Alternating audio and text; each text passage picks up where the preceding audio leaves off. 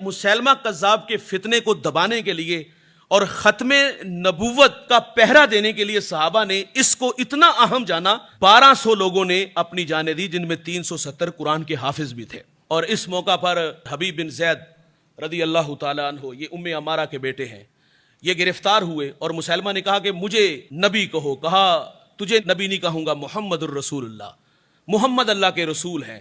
تو وہ ظالم تھا، اس نے کہا کہ میں تیرے ساتھ جبر کروں گا، ظلم کروں گا، تیرے ہاتھ پاؤں تن کی چمڑی ادھیڑ دوں گا۔ کہا اس زبان سے حضور کو نبی کہا ہے، تجھے نبی نہیں کہوں گا۔ اور یہ بیٹا کس ماں کا ہے؟ ام عمارہ رضی اللہ تعالی عنہا۔ اور یہ وہ خاتون ہے، جب احد کے میدان میں جنگ ہوئی نا، تو اللہ کے رسول صلی اللہ علیہ وسلم فرماتے ہیں جس طرف میری نظر اٹھتی تھی یہ عورت اس طرف مجھے نظر آتی تھی، کہیں یہ مجاہدین کو پانی پلا رہی ہے، کہیں یہ ان کی مرہم پٹی کر رہی ہے۔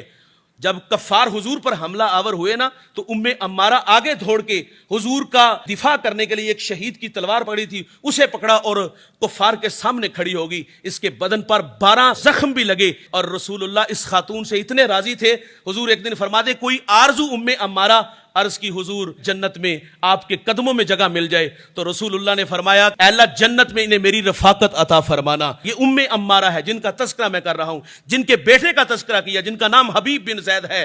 اور اس بہادر ماں کا یہ بہادر بیٹا، اس نے کہا مجھے اللہ کا نبی کہو، کہا محمد الرسول اللہ، اس نے ہاتھ کاٹ دیے۔ کہا مجھے نبی کہو، کہا محمد الرسول اللہ، اس نے پاؤں کاٹ دیے۔ کہا مجھے نبی کہو، کہا محمد الرسول اللہ، اس نے جسم سے کھلڑی ادھیڑ دی۔ کہا مجھے نبی کہو، کہا محمد الرسول اللہ۔ ہر بار حضور کا تذکرہ، حضور کی باتیں۔ تو جب جان آفرین کے سپرد ہوئی، ام عمارہ ہاتھ میں لاٹھی لیے آپ تشریف لے جا رہی تھی، راستے میں ایک صحابی ملے، انہوں نے کہا ام عمارہ تمہیں پتہ ہے تیرے بیٹے کے ساتھ مسیلمہ کذاب نے کیا سلوک کیا؟ کہا میں نہیں جانتی۔ کہا وہ بڑا ظالم تھا، اس نے تیرے بیٹے کے ہاتھ کاٹ دیے، تیرے بیٹے کے پاؤں کاٹ دیے، تیرے بیٹے کے جسم سے کھلڑی ادھیڑ دی۔ دیکھو اولاد آنکھوں کی ٹھنڈک ہوتی ہے، من کا قرار ہوتی ہے، اولاد تو اسائے پیری یار بڑھاپے کا سہارا ہوتی ہے، لیکن اتنی بے دردی سے، اتنی بے رحمی سے اس ظالم نے اس بیٹے کو شہید کیا، ذبح کیا۔ تو ماں نے جب سنا سکتہ طاری ہوا، ہاتھ اٹھائے اور کہا اللہ اس کی نسلوں کو برباد کر دے، آسمان سے آگ برسا۔ اور نہیں بھائی، نہ ہاتھ اٹھے، نہ بد دعا کی، بلکہ ام عمارہ نے اس صحابی سے سوال کیا اچھا مجھے یہ بتاؤ کہ جب میرے بیٹے کو مسیلمہ کذاب نے بے دردی سے شہید کیا تو اس کے لبوں پر کیا تذکرے تھے؟ کہا بیٹا تیرا بہادر بڑا تھا، جب اس نے اس کے ہاتھ کاٹے اس کے لبوں پر حضور کے تذکرے تھے، پاؤں کاٹے تو لبوں پہ حضور کے تذکرے تھے، کھلڑی ادھیڑی تو لبوں پہ حضور کے تذکرے تھے۔ یار اس بڑھیا کے ہاتھ میں لاٹھی تھی، اس کو پھینک دیا زمین پہ، اور کیا کہتی میں نے اپنے بیٹے کو دودھ پلایا ہی اس دن کے لیے تھا۔ وہ بہادر مائیں تھی اور اپنے بچوں کی جانیں دیتی ہیں، تو انہوں نے ختم نبوت پہ پہرا دیا۔ مسیلمہ کذاب کو قتل کیا ہے حضرت وحشی نے۔ حضرت وحشی سے ایک بہت بڑا نقصان ہوا تھا اسلام کا، حضرت امیر حمزہ رضی اللہ تعالیٰ عنہ کو شہید کیا تھا، اور اللہ کے رسول نے فرمایا تھا وحشی میرے سامنے نہ آیا کرو۔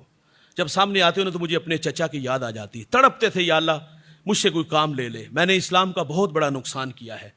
اور پھر اللہ تعالیٰ نے حضرت وحشی کے ہاتھوں مسیلمہ کذاب کو ذبح کیا، اور آپ اللہ کا شکر ادا کرتے تھے کہ اللہ یہ کام تو نے مجھ سے لیا ہے۔ تو مسیلمہ کذاب کو ذبح کیا گیا۔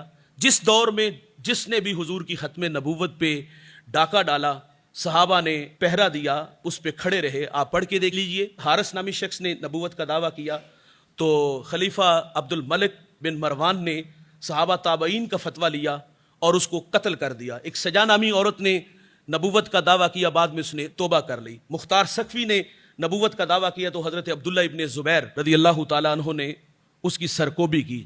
جس دور میں جس نے بھی حضور کی ختم نبوت پہ حملہ کیا تو صحابہ نے اس کا راستہ روکا تھا۔